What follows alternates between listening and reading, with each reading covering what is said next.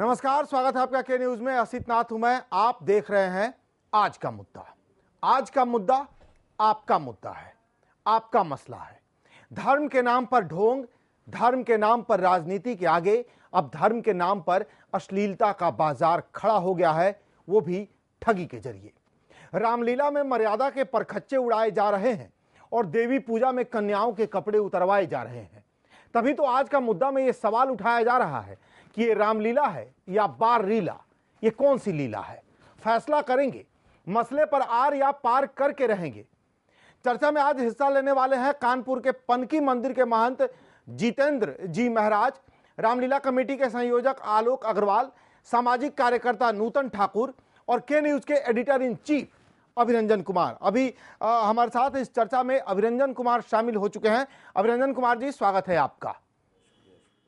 और अब जरा हम देखें कि है क्या ये रामलीला या बार लीला।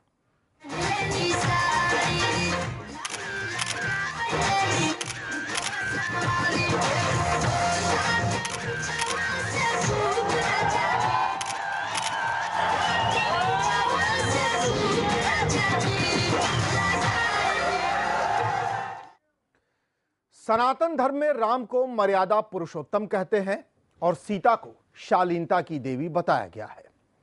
सनातन धर्म में नवरात्र के दौरान देवियों की पूजा होती है और मर्यादा की गाथा रामलीला का मंचन होता है। बुराई पर अच्छाई की जीत का सालाना उत्सव होता है। लेकिन इस उत्सव में अब वो सब कुछ होने लगा है जो न देवी दुर्गा को पसंद है, न राम की मर्यादा से मेल खाता है, न ही सीता के आदर्शों का ख्याल रखता है। आयोजक इसे रामलीला कहते हैं।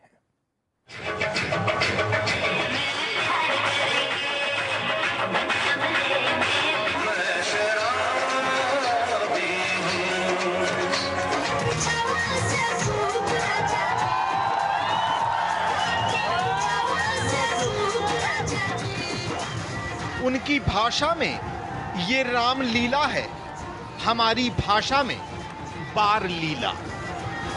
हो सकता है उनको हमारे बार लीला शब्द पर आपत्ति हो, लेकिन हमें ऐसी रामलीला पर घोर आपत्ति है।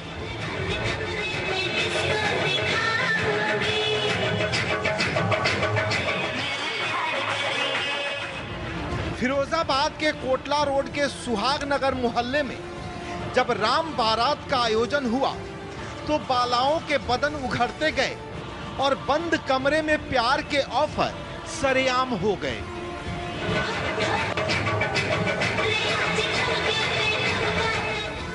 हमारा कैमरा रामलीला में राम को खोजता रहा, वो मिले नहीं। मर्यादा पुरुषोत्तम की बारात में मर्यादाएं टूटती रही, कपड़े उतरते रहे। शहर दर शहर ये तस्वीरें आम हो गईं। भक्ति के भवसागर में बार बालाओं के कपड़े उतरने लगे। कानपुर में गणेश उत्सव के मौके पर भी तो उतरे थे कपड़े। बार बालाओं ने लगाए थे ठुमके। बार बालाओं की लचकती कमर पर पंडाल में भक्तों की भक्ति मचलती रही। बदन के लोच पर कथित आस्था फिसलती रही।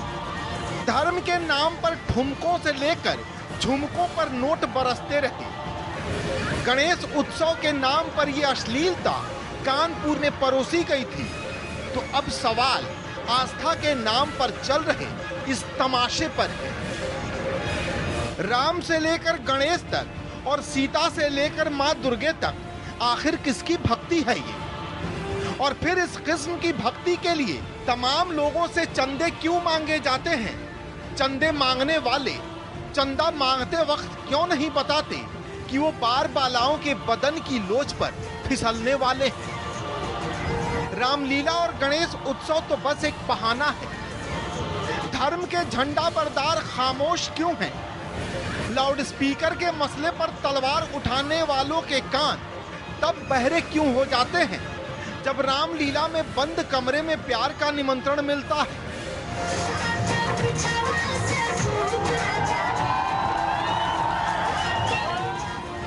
मां की मूर्तियां तो अभी पर्दे के भीतर हैं, लेकिन बेपर्द होती देवियों के आसरे धर्म के झंडे तो नहीं धो सकते आप। तो साहब, आपकी जुबान में भले ही ये रामलीला हो, हम तो इसे बार लीला ही कहेंगे। फिरोजाबाद से शशांक मिश्र के साथ ब्यूरो रिपोर्ट, के न्यूज।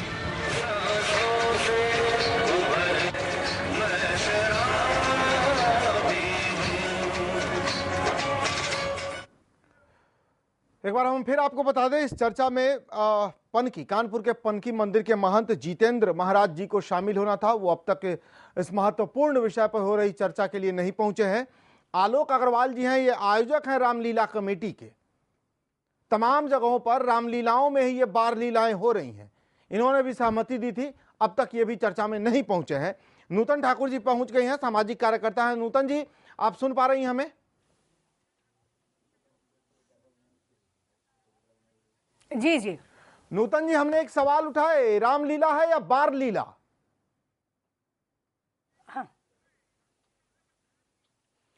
जैसे देखिए, मैं यही कहूंगी कि इस पे जो है हमारे यहाँ रामलीला मतलब जो अभी जो दिख रहा है और जो दिखाया जाता है वो कतई नहीं है। और आम धारणा यही है कि रामलीला मतलब इन 9 दिन अगर रामलीला के लिए चंदे इकट्ठे किए जाता और रामलीला का मंचन किया जाता तो राम कथा से मतलब होगा, न कि डांस देखने और इस तरह की चीजों से मतलब होगा।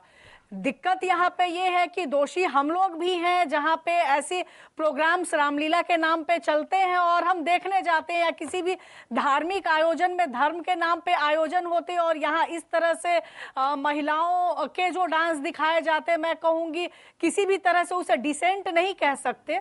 और ऐसे जब अगर इसका अगर भविष्य देखा जाए, जो हमारे बच्चे हैं जो अब जिस तरह से चीजें रामलीला या धर्म के नाम पे जब आयोजन होते और दिखाए जाते, उनको तो वो अपनी परंपरा से कभी परिचित ही नहीं हो पाएंगे।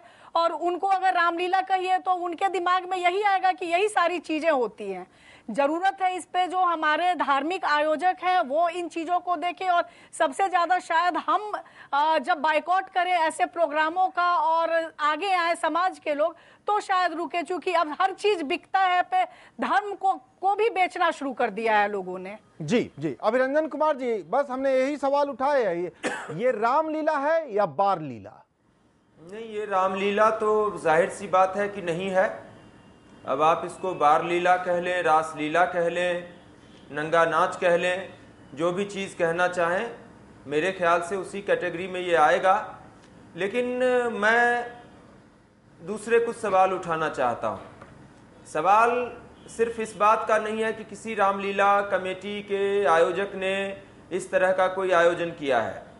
मुझे ऐसा लगता है कि इस तरह के आयोजन इसलिए हो रहे हैं और धड़ल्ले से हो रहे हैं, तमाम पर्व त्योहारों पर हो रहे हैं। हम देखते हैं कि गणेश उत्सव में भी इस तरह के आयोजन होते हैं। हम देखते हैं कि सरस्वती पूजा के दरमियान भी इस तरह के आयोजन छात्र करते हैं। हम देखते हैं कि नवरात्र के दौरान भी इस तरह के आयोजन होते हैं। हम देखते हैं कि जन्माष्टमी और रामनवमी जैसे मौक़ों पर भी इस तरह के आयोजन होते हैं। तमाम पर्व त्योहारों पर इस तरह के आयोजन अब होने लगे हैं। तो मुझे कहीं से ये लगता है कि क्या हमारा समाज इस तरह के कार्यक्रमों को देखना चाहता है? क्या हमारे समाज में ऐसे लोग, ऐसी पीढ़ी बड़ी संख्या में तैयार हो गई है जो स्त्रियों को नग्न देखना चाहता है, जो स्त्रियों को बिना कपड़ों के देखना चाहता है, जो अपनी नंगी निगाहों से जो स्त्रियों के जिस्म को देखना चाहता है? तो मुझे लगता है कि ये बीमार और मनोरोगी लोगों की एक पूरी पीढ़ी तैयार हो गई है, जिसके लिए स्त्री का मतलब सिर्फ एक शरीर है। इसको मैं सिर्फ ये नहीं कहूँगा कि सिर्फ ये मनोरंजन भर का मामला है। मनोरंजन के कई तरीके होते हैं, स्वस्थ मनोरंजन के कई तरीके होते हैं, अच्छे गीत होते हैं, अच्छी फिल्में भी बनती हैं, ऐसा नहीं है, भजन होते हैं, तमाम चीज़ें होती हैं, अच्छे तरीके से नृत्य भी होते हैं। जो हमारा जो शास्त्रीय नृत्य है, जो फोक डांस है, उसमें काफ़ी डिसेंट किस्म के डांसेज भी होते हैं। जो हमारा फोक गाने हैं, जो हमारे जो लोक गीत हैं हमारे, उसमें भी काफ़ी सारे गीत इस तरह के हैं जो काफ़ी डिसेंट होते हैं। तो कला अपने आप में जो है बुरी नहीं होती। कला का ये जो बदनुमा चेहरा परोसा जाता है, तो मुझे लगता है वो इसलिए हो रहा है क्योंकि समाज में ऐसे लोग बड़ी संख्या में तैयार हो गए हैं जो भले किताबों में पढ़ते रहे होंगे कि यत्र नार्यस्तु पूज्यन्ते रमन्ते तत्र देवता, और जो अपने भाषणों में और बयानों में कहते रहे होंगे भले कि स्त्री की पूजा की जानी चाहिए, स्त्री देवी का स्वरूप होती है, देवी की 9 दिन वो पूजा भी करेंगे, लेकिन उनका जो मन है वो इतना गंदा है, उनकी जो निगाहें हैं वो इतनी घटिया और कुत्सित हैं कि वो स्त्री को पूजा के रूप में या देवी के रूप में नहीं देखना चाहते, वो उसको नग्न देखना चाहते। इसलिए ये चीजें देखिए मेरे ख्याल से हो रही हैं, और इन सब के पीछे कहीं ना कहीं जो बाजारवादी शक्तियां हैं, मुझे लगता है कि उनका बहुत बड़ा रोल है। हम उस दौर में अब देखिए चले गए हैं जहां पर आप अगर स्त्रियों के कपड़ों का मुद्दा उठाएंगे, अगर आप ये मुद्दा उठाएंगे कि स्त्रियां कम कपड़े ना पहने, अंग प्रदर्शन ना करें, ऐसे वस्त्र ना पहने जिनसे नग्नता झलकती हो, तो आपको लोग तालिबान कहेंगे। एक बहुत बड़ा फोर्स ऐसा तैयार हो गया है प्रगतिशील लोगों का जो तुरंत ये कहना शुरू कर देगा कि आप कौन होते हैं लड़कियों के कपड़े का मुद्दा उठाने वाले, आप कौन होते हैं, लड़की जो चाहेगी वो पहनेगी, लड़की कुछ न चाहे तो कुछ न पहने, इसका मतलब तो ये हो गया। तो कहीं से हमें लगता है आप जो है मुद्दों से बात पूरी भटक जाया करती है। तो मुझे लगता है कि आप आज के तारीख में नग्नता के खिलाफ नहीं बोल सकते। बाजार ने ऐसा माहौल गढ़ रखा है कि नग्नता के खिलाफ बोलने वाला हर शख्स तालिबान है। तो हम उस दौर में चले गए हैं जहां पर कला के नाम पर नग्नता बेची जा रही है। सारे फिल्मकार कहते हैं कि भाई फिल्म की ये जरूरत है, इसलिए हम देखो ये चीजें परोस रहे हैं, कहानी की ये डिमांड है इसलिए हम ये चीजें परोस रहे हैं। तो हम उस दौर में चले गए जहां कला के नाम पर नग्नता बेची जा रही है। हम उस दौर में चले गए हैं जहां पर समलैंगिकता के लिए लड़ाई लड़ी जाती है।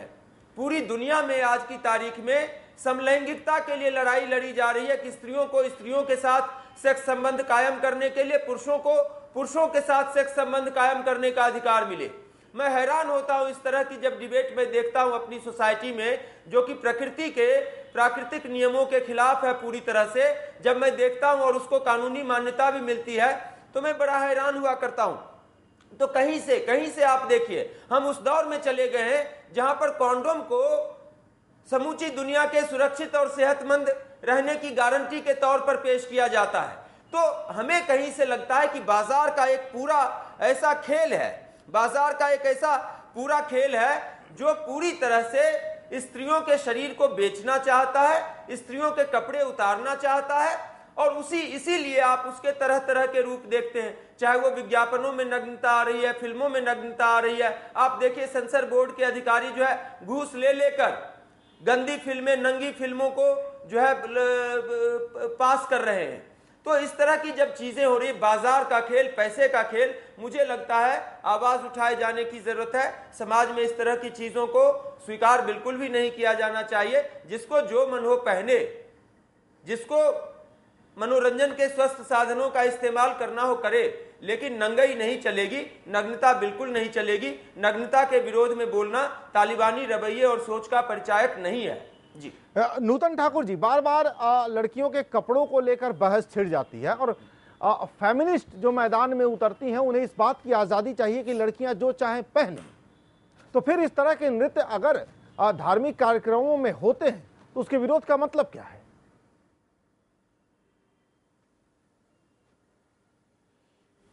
जैसे देखिए दो चीजें हैं कि बच्चियां जो चाहे पहने, वहां तक ठीक है कि कई बार आता जीन्स क्यों पहन रहे हो, कपड़े पोशाक में भी कोई भी पोशाक पहनिए, उस पे एक डिसेंसी होनी चाहिए, दिखनी चाहिए। वो कहीं से संकीर्ण मानसिकता और ये नहीं होता कि हम महिला के पहनने के कि वो क्या चाहती है उसके खिलाफ हो।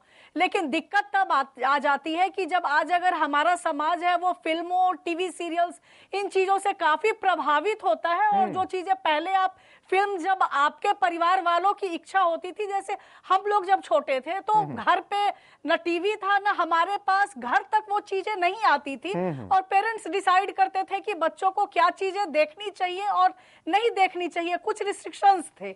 आज समस्या हो गई है कि आप हॉल पे तो नहीं रोक सकते, आप अगर रोकते हैं वो चीजें आपके घर में है, टीवी चैनल पे दिखाई जा रही हैं, इंटरनेट है, तो उन जगहों पे रोक नहीं है। और सबसे मैं कहूंगी सेंसर बोर्ड जो खास करके फिल्मों के लिए और टीवी सीरियल्स वगैरह के लिए भी ये चीजें होनी चाहिए। अगर नहीं है कि जो मर्जी हो अगर आप दिखाते हैं तो वो चीजें हमारे जो बच्चे बड़े हो रहे हैं अब वो इसको देख के बड़े हो रहे हैं। और आज जिस तरह से महिलाओं के साथ रेप की घटनाएं, बलात्कार की घटनाएं, छेड़खानी की घटनाएं बढ़ रही हैं, तो जब महिलाओं को ऑब्जेक्ट के रूप में परोसेंगे तो वही मानसिकता बच्चों की भी होती है। तो जरूरत उस पे अंकुश लगाने की है। जैसे अभी अभिरंजन जी ने कहा कि जब हमारे सेंसर बोर्ड के जो फिल्म पास करते हैं उसके सदस्य अगर जेल जाते हो, रिश्वत लेके फिल्में पास करते हो, ये चीजें दिखाती है कि हमारा सिस्टम है वो किस हद तक जो उसको काम करना चाहिए नहीं करता। जैसे मैं एक उदाहरण दूंगी, रामलीला फिल्म आई थी, मैंने हाई कोर्ट में रिट की कि रामलीला बहुत पवित्र शब्द है और पूरे हिंदू, चूंकि इसमें मानसिकता की बात नहीं है, लेकिन पूरे हिंदू वर्ग के जो लोग हैं उनको अगर रामलीला कहिए तो एक आस्था दिखती है, राम और सीता की छवि उभरती है। जबकि जो पोस्टर्स आए और उन पोस्टर्स को जिस तरह के पोस्टर्स से थे उसको कहीं से भी रामलीला से आप इक्वेट नहीं कर सकते। हाई कोर्ट ने कई इस चीज को लेकर भी रिट फाइल हुआ कि आप रोकिए इसको। सेंसर बोर्ड अपनी जिम्मेदारी निभाने में फेल हो रहा है, लेकिन दुर्भाग्यवश हाई कोर्ट के जो जजमेंट आए वो कि हिंदू धर्म बहुत सहिष्णु है, वो सारी चीजों को बर्दाश्त कर लेता, और ये ऐसी चीजें नहीं है। जरूरत इस बात की है कि इन चीजों पे हम लोग भी आगे और समाज जागरूक हो और रोक लगे ताकि हमारी जो संस्कृति है वो भी बरकरार रहे। जी जी, हमारे साथ एक दर्शक जुड़ गए हैं कानपुर से, आफ्ताब जमाल सिद्दीकी साहब हैं। आफ्ताब जमाल जी, स्वागत है आपका, बोला जाए। मेरा कहना यह है कि इस तरह का अश्लील डांस देख के शर्म आती है जी कि बड़े बुजुर्ग भी क्या मजबूर हैं जो इस तरह की रामलीला या अन्य जगह पर इस तरह का अश्लील डांस देख के बंद नहीं करा सकते। जी, मेरा प्रशासन से अपील है कि धार्मिक जगह हो या अन्य जगह पर हो, जैसे राजनीतिक दल के कार्यक्रम होते हैं वहाँ पर भी इस तरह के अश्लील डांस होते हैं। इस प्रशासन को चाहिए तुरंत उसे बंद कराना चाहिए। और ये जिम्मेदारी तो क्षेत्रीय थाना अध्यक्ष पर भी आती है, थाना अध्यक्ष की वहाँ ड्यूटी लगती है, उसको चाहिए कि इस तरह के अश्लील डांस हो रहे हैं उसको बंद कराए। और खास तौर से धार्मिक स्तर में बड़ा खराब संदेश जाता है, ऐसा नहीं है। और इसमें सबसे ज्यादा जिम्मेदारी बनती है जो वहाँ उस कमेटी के मेंबर होते हैं, उनको नहीं दिखाई दे रहा है क्या? उसमें हमारी आपकी तो आयोजित करवाते हैं, आम लोगों से चंदे लेते हैं रामलीला के नाम पर, गणेशोत्सव के नाम पर, और अश्लील डांस वही आयोजित करते हैं। कमेटी के लोग ही तो करते हैं, और कौन करता है? सबसे ज्यादा जिम्मेदारी बनती है जो वहाँ उस कमेटी के मेंबर होते हैं। बहुत बहुत शुक्रिया आपका आफ्ताब जमाल सिद्दीकी जी, बहुत बहुत शुक्रिया। हमारे साथ पनकी मंदिर के महंत जितेंद्र महाराज जी भी जुड़ गए हैं। जितेंद्र महाराज जी, स्वागत है आपका। हमने एक सवाल उठाया है, ये रामलीला है या बार लीला? जो तस्वीरें आप देख रहे हैं रामलीला के मंच पर, ये बार बालाएं कपड़े उतार कर नाच रही हैं, बंद कमरे में प्यार के ऑफर दे रही हैं, ये सब राम बारात के नाम पर हो रहा है, पंडालों में हो रहा है, गणेशोत्सव के मौके पर हो रहा है। क्या है ये, रामलीला है, बार लीला है क्या? ये गलत हो रहा है। देखिए, बार के हिसाब से नृत्य जो हो रहे हैं, जो डांस हो रहा है वो गलत है। हमारी हिंदू संस्कृत, हिंदुस्तान में नृत्य कला बहुत पुरानी है, इसमें नृत्य हो। ये तो यहाँ पर आजकल लोग बाग अश्लील गानों पर अश्लील टोन कर रहे हैं, ये गलत कर रहे हैं, धर्म का मजाक बना रहे हैं, धर्म का अपमान कर रहे हैं। ये धर्म का अपमान हो रहा है। अभिरंजन कुमार जी, हम आपके पास आ रहे हैं। जो कुछ भी हो रहा है धर्म के नाम पर हो रहा है। एक हद तक धर्म के नाम पर सियासत बर्दाश्त थी, एक हद तक धर्म के नाम पर ढोंग भी लोगों ने बर्दाश्त किया, एक हद तक धर्म के नाम पर लोगों ने ठगी भी बर्दाश्त की। लेकिन अब धर्म के नाम पर इस तरह की नंगाई का क्या मतलब है? अभी कुछ तकनीकी दिक्कत है, हम अभिरंजन कुमार जी के पास नहीं जा पाएंगे, हम सीधे चलते हैं नूतन ठाकुर जी के पास। नूतन ठाकुर जी, अब धर्म के नाम पर कब तक ये बर्दाश्त करें, और इसमें भीड़ उमड़ रही है। भाई आप तो बताइए, सीता की मर्यादा इतनी बड़ी और उस मंच पर देवी की पूजा में देवियां इस तरह से नाचेंगी। जावेद शेख एक दर्शक हमारे साथ है, पहले इनकी बात ले लेते हैं। जावेद जी, स्वागत है आपका, बोला जाए। जावेद जी, टीवी की आवाज कम कर लीजिए। उसके बाद में पूजा स्थल होता है दिखा देते हैं, ये पता रहा कि यहाँ प्रशासन शासन क्या कर रहा है या सोते रहते हैं, इसमें बहुत ज्यादा फर्क पड़ता है। यहाँ लोगों को समझ नहीं आता है किस तरीके से ये किया जाए, जी इस पे काबू कैसे होगा।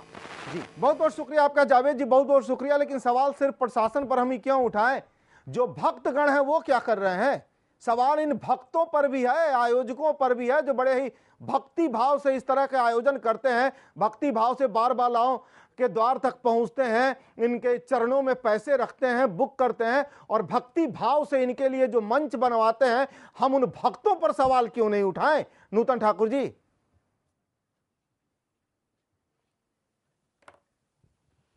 जी, मैं वही बात कर रही हूँ, चूंकि दिक्कत ये हो गई है, जैसे पहले हमारे यहाँ जब भी इस तरह के आयोजन होते थे तो जो हमारे समाज के बड़े बुजुर्ग होते थे उनकी भागीदारी होती थी इसमें। लेकिन आज दिक्कत ये आ गई है, जी आज दिक्कत ये आ गई है कि बड़े बुजुर्ग जो हैं वो इन चीजों से अपने कारणों से कट गए हैं, व्यस्तता की वजह से। और जो हमारे युवा पीढ़ी है, बच्चे, वो कई बार ऐसे आयोजनों में बढ़ चढ़ के भागीदारी लेती है और चंदा उगाही का भी मैं कहूंगी ये एक जरिया बन गया है। जब दशहरा आता है या इस तरह के जब भी कोई त्योहार आते हैं तो आप देखिए, या सरस्वती पूजा हो गई, इन चीजों में आपके घर में चंदा मांगने वालों की बाढ़ आ जाती है।